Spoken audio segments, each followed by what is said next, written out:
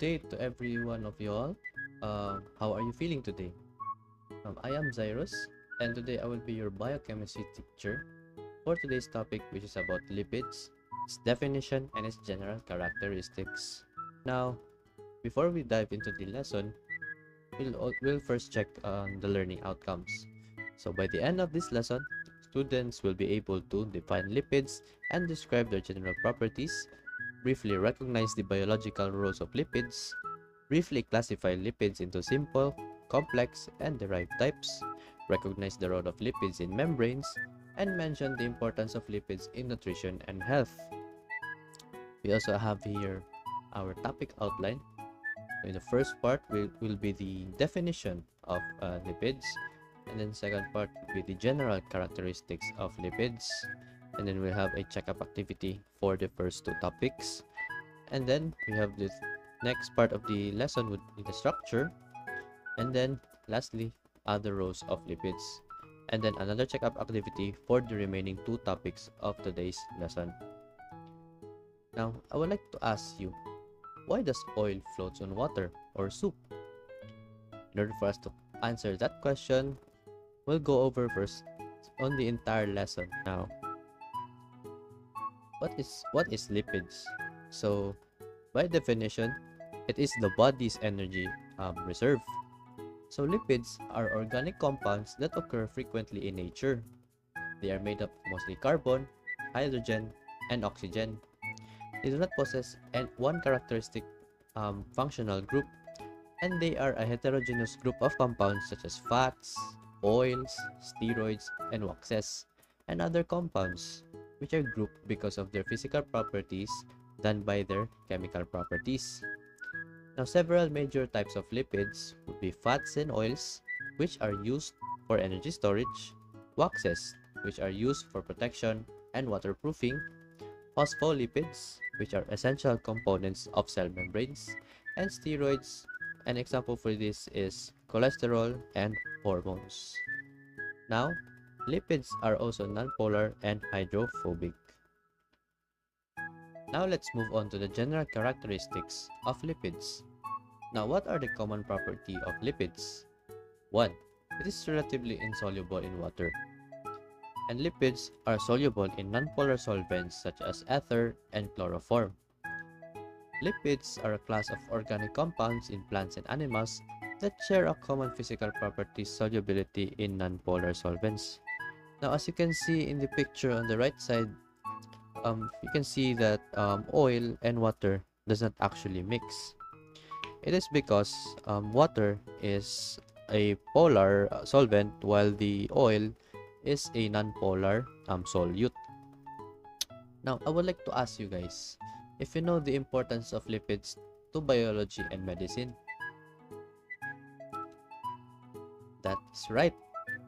Now, lipid-based drugs must be dissolved in nonpolar solutions in order to work its functionality in our body.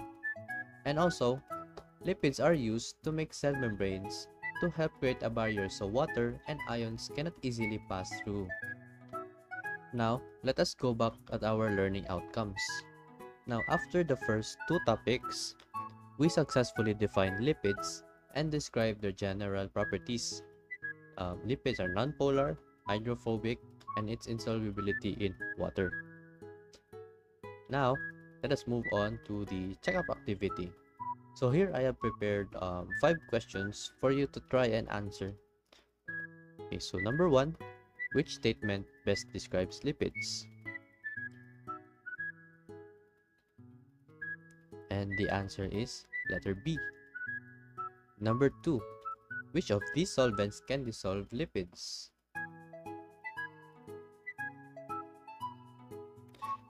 The answer for this one is C, benzene.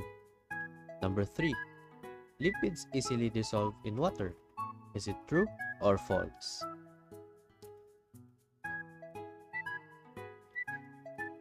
The answer for this one is false. Number 4, lipids are found only in animal cells. Is it true or false?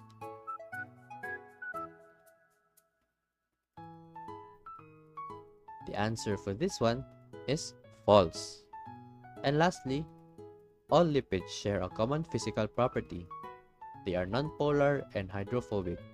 Is it true or false? And the answer is true. Now I hope everyone got everything correct. Now let us move on to the next part of our discussion, which will be the structure overview of a typical lipid. Now, what is a typical lipid?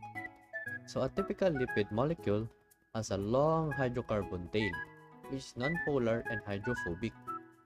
The tail avoids water and tends to group together with other tails. So as you can see here in the picture, there's a very long nonpolar hydrophobic tail. Now on the other hand, the polar or the carboxyl head of a lipid interacts slightly with water. However, the overall molecule of a lipid is still considered mostly as nonpolar. So as you can see in the diagram, we have here the polar hydrophilic head of a lipid. So even though there's a polar part of a lipid, it's still a nonpolar molecule since it has a very long hydrocarbon tail, which is nonpolar. So it cannot be dissolved with water. Now, this arrangement of lipid helps form a lipid bilayer, so which acts as a protective barrier for cells. Now moving on, here I'm going to show you the visual demonstration of the nonpolar nature of lipids. Now here, as you can see, we have water as our polar solvent and oil as our nonpolar solute. So see how the oil floats on the top? This demonstrates the hydrophobic nature of lipids in a simple and a visual way. Now, although today we focus only on definition and characteristics and overview structure of lipids, it is also important to know that lipids also have other roles in our body. Now, I would like to ask you a question. Can you name two possible roles of lipids in our body?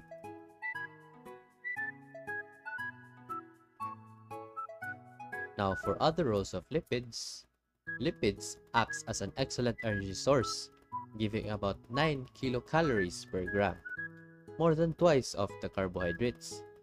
Lipids provide a dense source of energy, so when carbohydrates are used up, the body turns to fat to store the energy.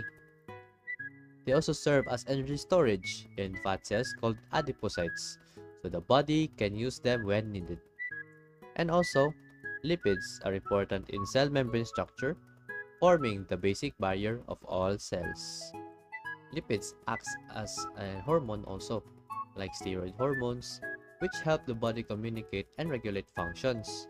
Lipids are necessary for the absorption of fat-soluble vitamins, like vitamin A, vitamin D, vitamin E, and vitamin K, and they help protect vital organs by acting as cushioning or shock absorbers. And lastly, they also serve as thermal insulators, helping maintaining body temperature and protecting the nerves by acting as electrical insulators. Now, going back with our learning outcomes, we have now defined lipids and described their general properties, and also briefly recognized the biological roles of lipids. Now let's move on to the brief overview of the classification of lipids. Now, lipids can be classified as simple lipids. So these lipids are where esters or fatty acids are with various alcohols. Examples for this one is fats and oils. And another classification of lipids would be the complex lipids. So esters or fatty acids containing groups in addition to alcohol and fatty acid, like phospholipids and glycolipids. And lastly, we have the derived classification of lipids. So these are lipid-like molecules formed from the breakdown or synthesis of simple and complex lipids. Examples for this one are cholesterol and hormones. Now, going back again with our learning outcomes, so we have successfully defined lipids and described their general properties, briefly recognized the biological roles of lipids, and briefly classify lipids into simple, complex, and derived lipids. Before we move on into this part of the topic, I would like you guys to recall at least one simple lipid and one complex lipid. That's right. For simple lipids, example for this one is fats or oils. And then for complex lipid, it would be glycolipids or phospholipids. Now, let's get into this topic now, which is the roles of lipids in membranes. Now, in cells, lipids form protective membranes or bilayers, help with signaling, and controls what enters and leaves the cell. In our diet, lipids provide energy, help absorb vitamins, and should be consumed in healthy amounts to avoid diseases. Now going back, we have now completed our learning outcomes. We have now successfully defined lipids and described their general properties, briefly recognized the biological roles of lipids, briefly classify lipids into simple, complex, and derived types, recognize the role of lipids in membranes, and mention the importance of lipids in nutrition and health. Here we have another 5-item checkup activity to check if you have really learned from the remaining topics about lipids. Now let's start with number 1.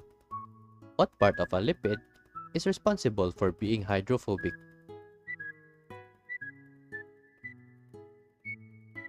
The answer is letter B, the hydrocarbon tail. Number 2.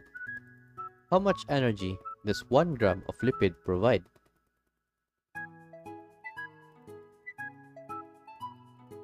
And the answer is letter C, 9 kilocalories.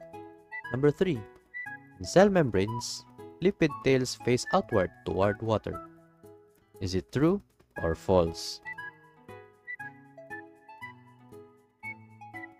And the answer is false. Number 4. Lipids help in the absorption of fat-soluble vitamins such as vitamin A, vitamin D, vitamin E, and vitamin K. Is it true or false? And the answer is true. And then lastly, for number 5, lipids do not have any protective or insulating role in the human body. Is it true or false? And the answer is false. To summarize the entire topic about lipids, so lipids are nonpolar, hydrophobic organic compounds made of carbon, hydrogen, and oxygen. They are insoluble in water but soluble in nonpolar solvents such as chloroform, ether, hexane, and benzene. Its main types include fats, oils, waxes, phospholipids, and steroids. Its structure has a hydrophobic tail, or the nonpolar end of the lipids, and it also has a slightly polar head, or the carboxyl head of the lipid. Its functions include store and provide energy, form cell membranes, act as hormones, helps absorb fat-soluble vitamins such as vitamin A, vitamin D, vitamin E, and vitamin K, and provides insulation and organ protection. Now for its classifications, you can classify lipids as simple lipids like fats and oils, complex lipids which are phospholipids and glycolipids, derived lipids such as cholesterol and hormones. And it's also important in the nutrition, the cell function, and overall health of the human body. Now, I would like to ask you a question. Can you give me an example, or can you think of a situation at home where you see lipids and water separate? I hope everyone has taken down notes about today's topic, and I hope everyone have learned something today. By the way, there would be an assessment posted in the description part of this video. Those will be Kahoot links and Microsoft Forms links in order for you to test your learning about today's topic. That is all, and thank you.